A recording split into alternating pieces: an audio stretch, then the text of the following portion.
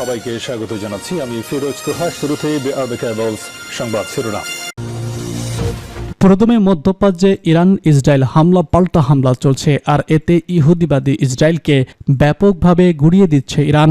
ইরানের শক্তিমত্তা দেখে যুক্তরাষ্ট্র পুরোই হতভম্ব হয়ে পড়েছে।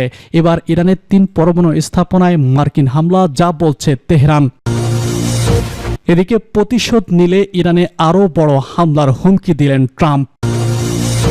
আর থাকছে আমেরিকানদের কথা বাদ দিয়ে ট্রাম্প শুনছেন নেতানিয়াহুর কথা। আরও জানাবো, যুক্তরাষ্ট্রের প্রকাশ্যে আগ্রাসনের নিন্দা জানালো হামাস। সর্বশেষ জানিয়ে দিব ইসরায়েলের নতুন হামলা চালিয়েছে ইরান। প্রথমে মধ্যপ্রাচ্যে ইরান ইসরায়েল হামলা পাল্টা হামলা চলছে, আর এরই মধ্যে ব্যাপকভাবে হামলা চালিয়েছে যুক্তরাষ্ট্র। এই মুহূর্তে আমাদের হাতে এসেছে গুরুত্বপূর্ণ তাজা আপডেট সংবাদ। প্রথমেই জানাবো, ইরানের 3 পরমাণু স্থাপনায় মার্কিন হামলা, যা বলল তেহরান। মার্কিন প্রেসিডেন্ট ডোনাল্ড ট্রাম্প শনিবার আনুষ্ঠানিকভাবে স্বীকার করেছে যে যুক্তরাষ্ট্র ইরানের ভিতরে 3টি পারমাণবিক স্থাপনায় বোমাবর্ষণ করেছে। এরপরই ইরান কর্তৃপক্ষ একাধিক বিবৃতি ও পদক্ষেপের মাধ্যমে তীব্র প্রতিক্রিয়া জানিয়েছে। আঘাতপ্রাপ্ত স্থানগুলো হল ফর্দো, নাতাঞ্জ এবং ইস্পাহান। এক বিবৃতিতে ইরানের পারমাণবিক সংস্থা বলেছে, আজ ভোরে ফর্দো, নাতাঞ্জ এবং ইস্পাহানের স্থাপনগুলোতে শত্রুর বর্বরোচিত হামলা আন্তর্জাতিক আইন এবং বিশেষভাবে পারমাণবিক অস্ত্র না জানানোর চুক্তি এর সরাসরি লঙ্ঘন। তারা আরও দাবি করেছে, এই আক্রমণ আন্তর্জাতিক পরমাণু শক্তি সংস্থার নিষ্ক্রিয়তা এবং অংশগ্রহণের ছায়ায় সংঘটিত হয়েছে, যা নিন্দনীয়। বিবৃতিতে বলা হয়েছে, এই স্থাপনগুলো ইআই এর পর্যবেক্ষণাধীন ছিল এবং মার্কিন প্রেসিডেন্ট নিজে এই হামলার দায় স্বীকার করেছেন, যা আন্তর্জাতিক আইনের চরম লঙ্ঘন। সংস্থাটি জাতিসংঘ এবং বৈশ্বিক সম্প্রদায়ের প্রতি আহ্বান জানিয়ে বলেছে, বিশ্ব সম্প্রদায় যেন এই আদিম যুগের আইনে ফেলে যাওয়াকে প্রতিহত করে এবং আইনের ন্যায্য অধিকার সমর্থন করে। ইরানের পারমাণবিক সংস্থা আরও জানায়, শত্রুর ষড়যন্ত্র সত্ত্বেও দেশের হাজার হাজার বিজ্ঞানী এবং বিশ্লেষকদের প্রচেষ্টায় জাতীয় উন্নয়নের এই পথ বন্ধ হবে না। ইরান তার আইনগত অধিকার রক্ষায় প্রয়োজনীয় ব্যবস্থা নেবে। এদিকে ইরানের রাষ্ট্রীয় বার্তা সংস্থা আইআরজিসি জানিয়েছে, হামলায় ফর্দো স্থাপনের প্রবেশদ্বার ও বহির্গমন গেট ক্ষতিগ্রস্ত হয়েছে। গণমাধ্যমটি আরও জানায়, ইরানের কাশান এবং ইস্পাহানে একাধিক বিস্ফোরণের শব্দ শোনা গেছে, যেখানে পারমাণবিক স্থাপনাগুলোর চারপাশে আকাশ প্রতিরক্ষা ব্যবস্থা সক্রিয় হয়েছিল। এদিকে মক্কুম প্রদেশের মুখপাত্র বলেছেন, শত্রুপক্ষ ফোরদাহানের অংশ বিশেষে সফলভাবে আঘাত এনেছে। তবে মার্কিন হামলার আগেই পারমাণবিক স্থাপনাগুলো আগেই খালি করা হয় জানিয়ে আইআরজিসি এর রাজনৈতিক পরিচালক বলেছেন, 3টি পারমাণবিক স্থাপনা হামলার অনেক আগেই খালি করা হয়েছিল। এদিকে এই হামলার মাধ্যমে প্রথমবারের মতো যুক্তরাষ্ট্র সরাসরি ইরানের অভ্যন্তরে পারমাণবিক স্থাপনায় সামরিক পদক্ষেপ নিল। বিশ্লেষকরা বলছেন, এতে মধ্যপ্রাচ্যে সম্পূর্ণ মাত্রায় যুদ্ধের সম্ভাবনা তীব্রতর হলো এবং আন্তর্জাতিক আইন লঙ্ঘনের দায়ে যুক্তরাষ্ট্রের উপর কূটনৈতিক চাপ বাড়তে পারে। প্রতিশোধ নিলে ইরানে আবারও বড় হামলা, বলছে ট্রাম্প। ইরান হামলায় প্রতিশোধ নিলে তেহরানে আরও বড় ধরনের হামলার হুমকি দিয়েছে মার্কিন প্রেসিডেন্ট ডোনাল্ড ট্রাম্প।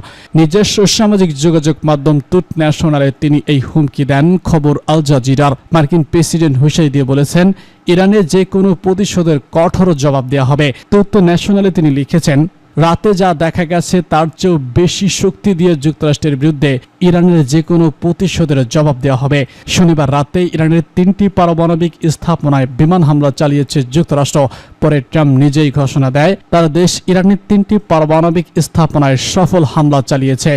স্থাপনাগুলো হলো ফর্দো, নাতাজ এবং ইস্পাহান। বার্তা সংস্থা রয়টার্সের বরাতে জানা গেছে, একজন মার্কিন কর্মকর্তা জানিয়েছেন, ইরানের চালানো এই হামলায় যুক্তরাষ্ট্রের B-2 স্টেলস বোমারু বিমান অংশ নিয়েছে। ট্রাম্প ট্রুথ ন্যাশনালে লিখেছেন, আমরা ইরানের 3টি পারমাণবিক স্থাপনা ফর্দো, নাতাঞ্জ এবং ইস্পাহানে খুব সফলভাবে হামলা সম্পন্ন করেছি। সব বিমান এখন ইরানের আকাশ সীমার বাইরে। মার্কিন প্রেসিডেন্ট আরও বলেছেন, হয় শান্তি আসবে, নয়তো ইরানের জন্য গত 8 দিনে আমরা যা দেখেছি তার থেকে অনেক বড় স্ট্র্যাটেজি হবে।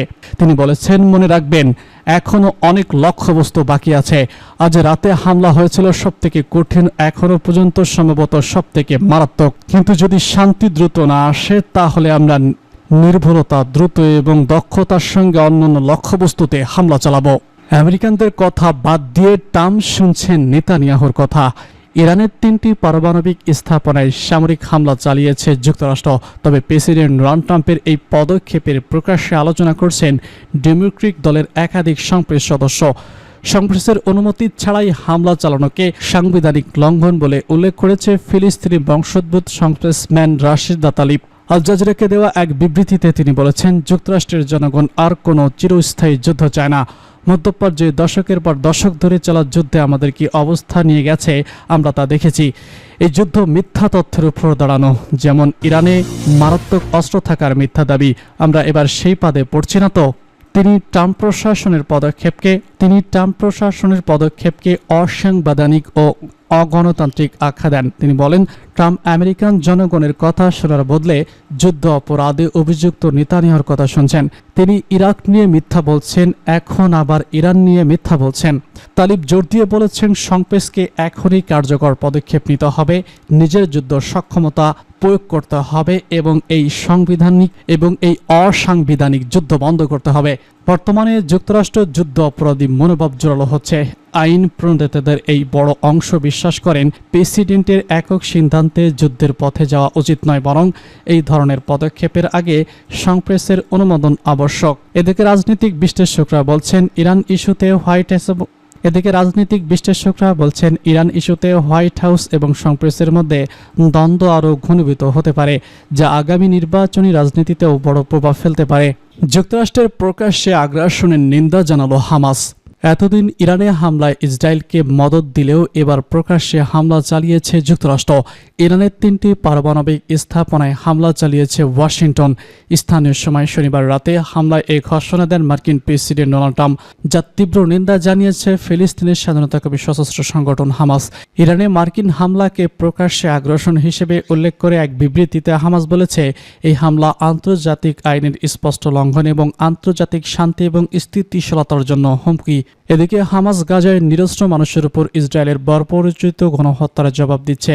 ইসরায়েলের উল্লেখযোগ্য সৈন্যকে আটক করেছে তারা, তবে তাদের এই কার্যক্রমকে ভালোভাবে দেখে না মার্কিন যুক্তরাষ্ট্র সহ পশ্চিমারা।